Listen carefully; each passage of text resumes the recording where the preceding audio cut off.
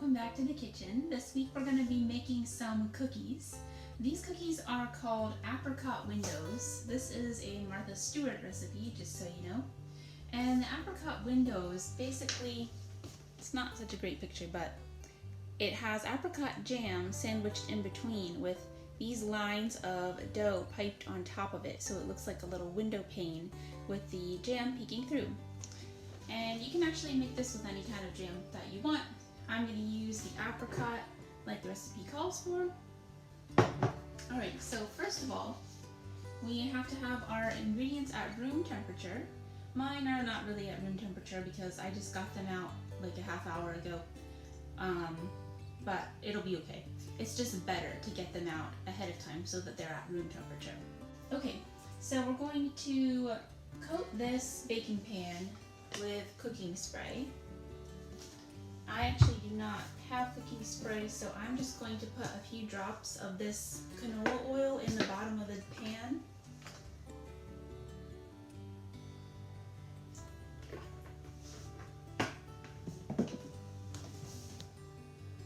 And then I'm just going to spread it around both the entire bottom and up the sides of the pan too.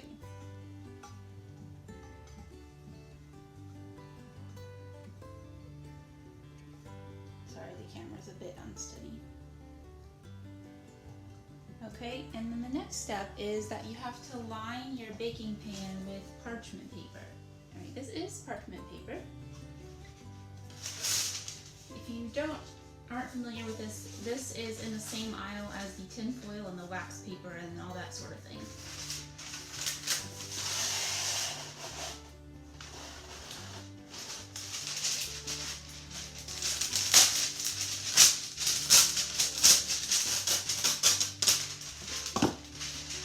So it's pretty much the right size even without cutting it, so I'm just gonna not bother to cut it. I think this is good enough. Alright, now we have to preheat our oven to 375. I'm going to wait on that just because it preheats pretty quickly and it'll just waste energy if it's sitting there hot while I'm still mixing up the ingredients. Alright, so we also need to have a pastry bag.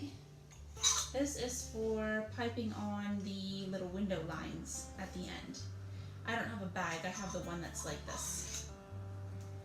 And you're supposed to have it fitted with a plain number 11 tip.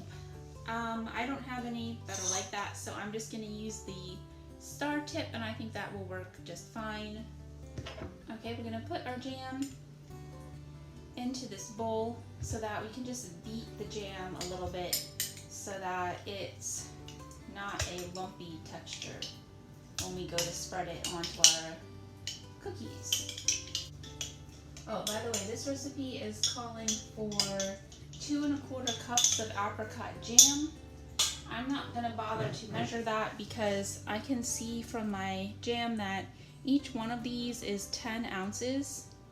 And I know that 1 cup is the same as 8 ounces. So 2 1/4 cups is pretty much the same as this whole jar and most of this jar.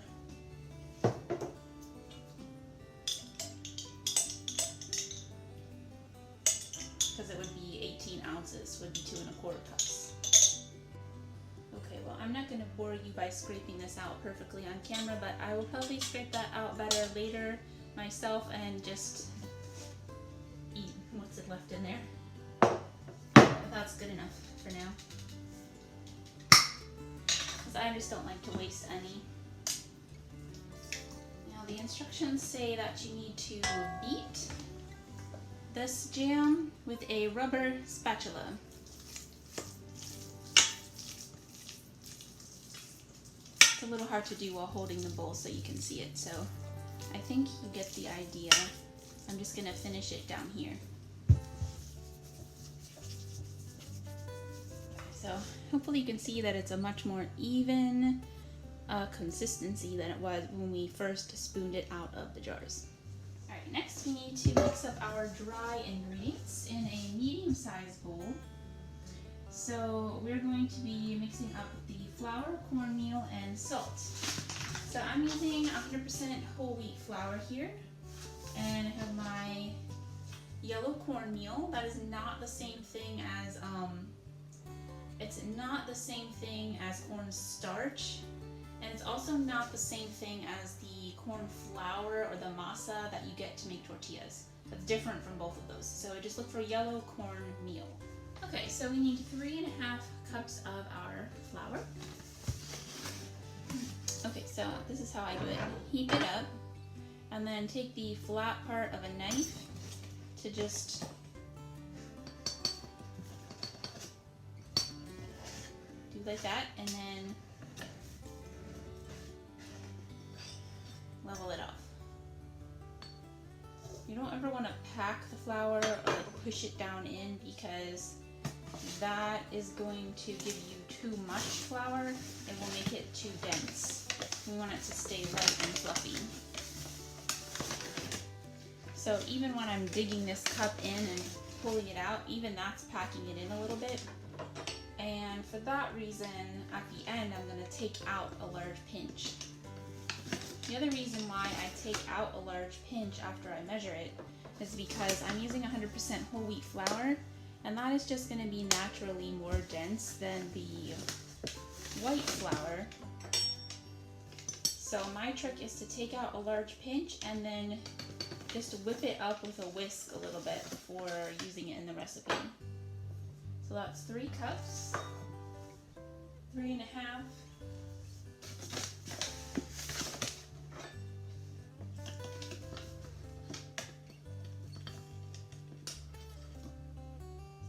Okay, so like I said, I'm going to take out a large pinch, and then I'm going to use my whisk. The other thing you can do is sift your flour, but I am too lazy to do that. So this pretty much has the same effect. It makes it, taking out a pinch and whipping it up with your whisk is going to make it more light and fluffy than it would be otherwise. Oh, just one little tip for your whole wheat flour. Because they don't filter out the natural wheat hulls and the wheat germ, which is what makes it whole instead of processed white wheat flour. Anyways, so because the whole wheat has that extra stuff in it, that actually can cause it to go rancid quicker than your plain old white flour. So I put mine in a bag, and then after I zip it up tight, I actually store this in the freezer until it's holiday baking time rolls around again, next Christmas or whenever I decide to bake again. Alright, 1 1/3 cups of cornmeal.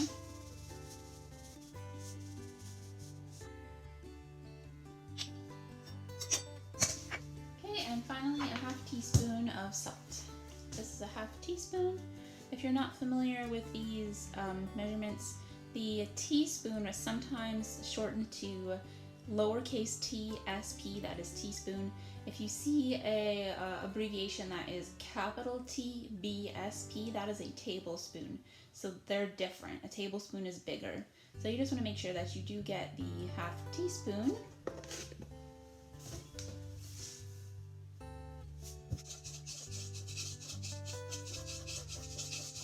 Alright, so now we're going to use this bigger bowl with an electric mixer to mix up our more wet ingredients. So we're going to start with our butter.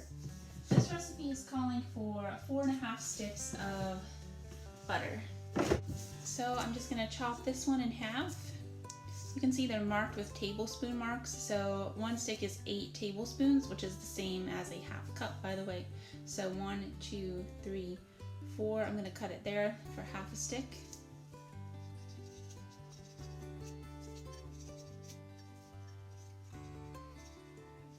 Okay, I just cut through the paper all the way around and then it breaks.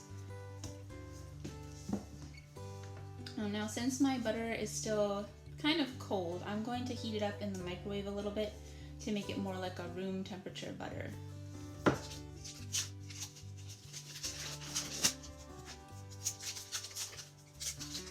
I'm going to put this in the microwave for probably 1 minute on 50% power.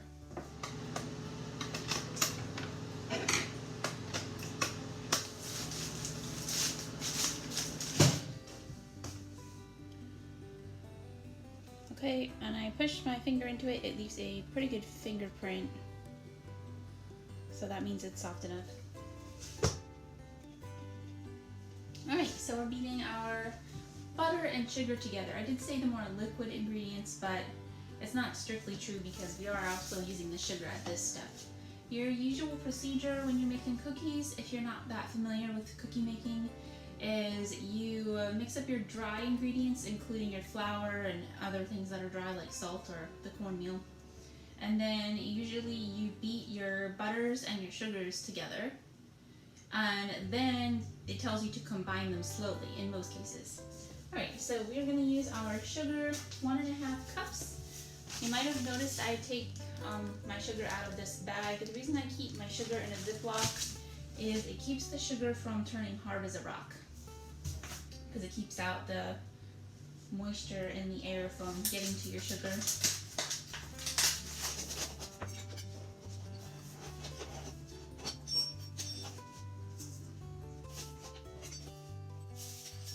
Alright, now we're going to beat on medium speed until it is light and fluffy. And I'm using these down on the counter. They're just these silicone hot plate things because it keeps the bowl from sliding around on the counter.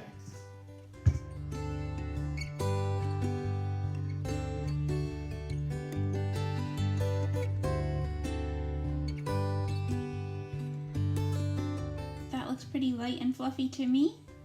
You can also scrape down the sides of your bowl partway through if you feel like you're not getting everything because it's riding up the sides of the bowl too much.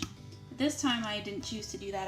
You saw how I was riding the mixer up and down the sides of the bowl like that to just make sure everything gets mixed in evenly. Oh, and by the way, the recipe does say that this step with the fluffing of the butters and sugar together should take 2 or 3 minutes. So that is about how long it took. Now we're going to add our eggs. We're going to add them one at a time, and we're going to beat after each egg. So I'm going to get my compost ready so I can just drop the shells right in.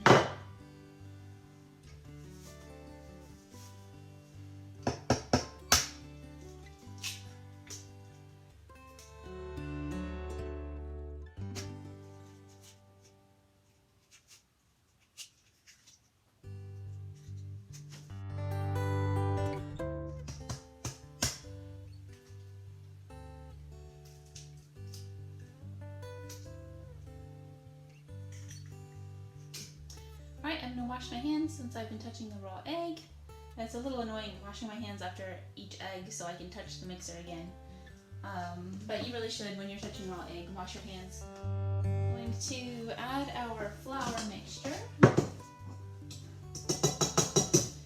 Sometimes it tells you to add a little bit at a time, but in this case it just says add flour mixture. It doesn't say to do it a little at a time. So we're just going to dump it in. I am going to scrape down the sides of my bowl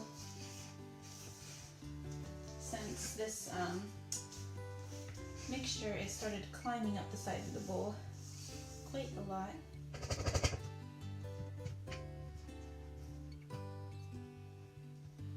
Now it does say to reduce your beating speed to low to do this. My mixer only has, it has 6 speeds. And even the lowest one is pretty high, so I'm just going to do it the same speed I've been doing it at all along, which is speed number 1.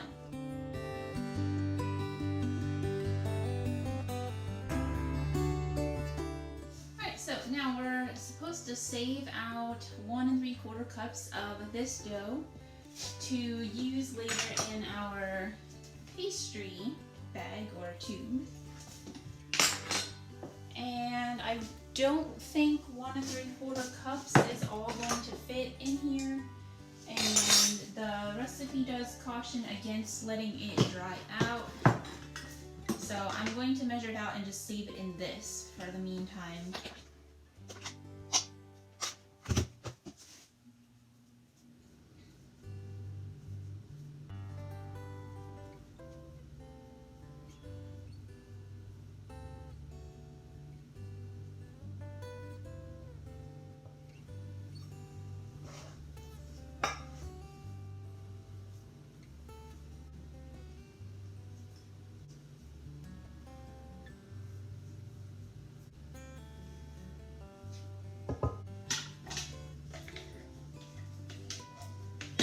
so this is going to hang out in here until we're ready to do the piping on the top.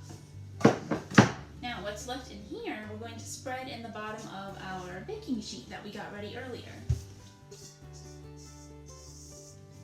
Alright, I did not get the footage of the last part, so I'll just tell you what I did.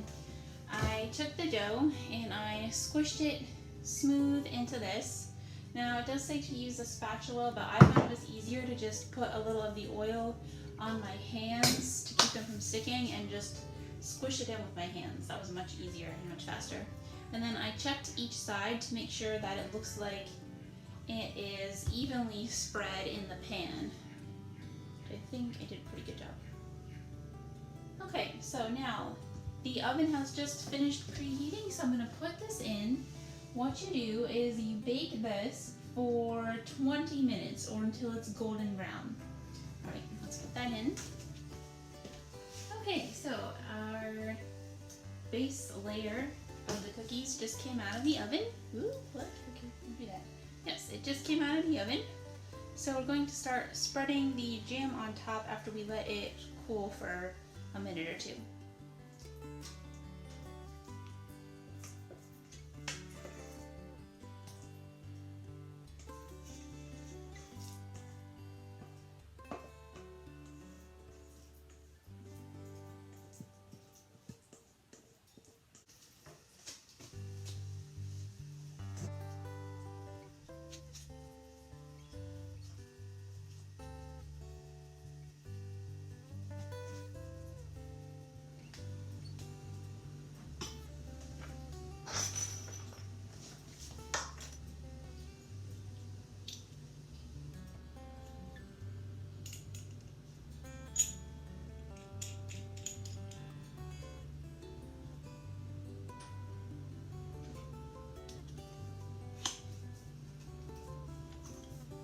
Okay, problem. This dough is way too stiff to fit through this. Okay, you know what? We're just gonna try it like this.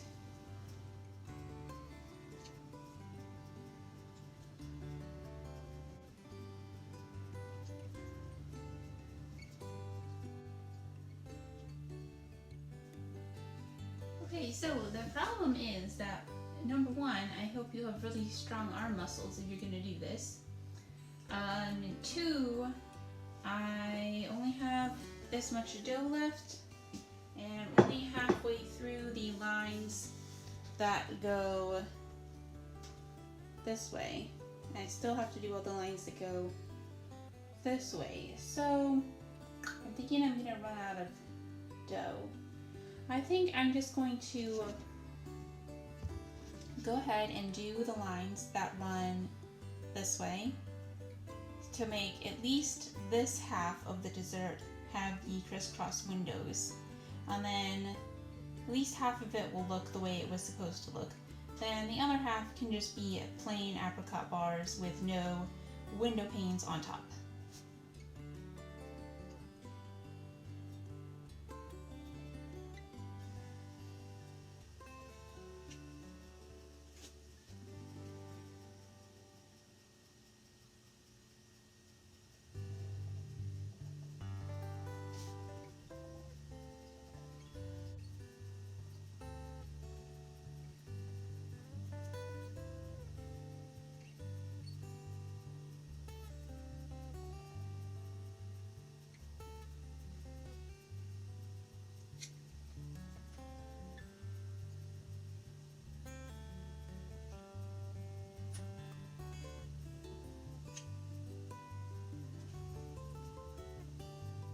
Alright, so as you can see, I was able to get most of it covered with the window panes, and I did end up with a little extra dough left over. So as you can see, I put a little heart and a little dot in the middle of two of them just to use up the extra dough. That wasn't quite enough to finish the window panes. If I had had the right size of icing tip that they recommended, I'm sure that it would have covered the whole thing. So it's not the recipe's fault, but anyway, they'll still taste good no matter what. So we're gonna put those back in the oven to bake the top part now. And we need to put them in for 20 to 25 minutes. And it also says that we need to rotate the pan halfway through.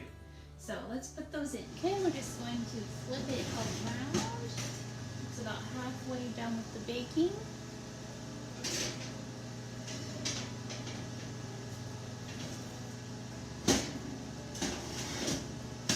And that just helps it get baked more evenly. Alright, we'll be back in about another 10 to 15 minutes.